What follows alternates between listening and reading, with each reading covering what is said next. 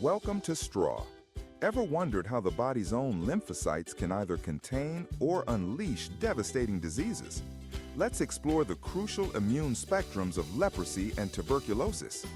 You'll see why T1 cells, key to strong cell-mediated immunity, drive tuberculosis containment, wrapping pathogens in organized granulomas inside macrophages. But when CMI weakens, like in lepromatous leprosy dominated by T2 cells, granulomas fall apart, allowing bacilli to multiply wildly. Even TB progresses similarly. From initial infection in macrophages, granuloma formation and latency hold it in check, until weakened immunity triggers reactivation, causing tissue destruction. This simulation vividly contrasts how immune strength shapes infection outcome, success, or spread. Understanding these key cellular players is vital.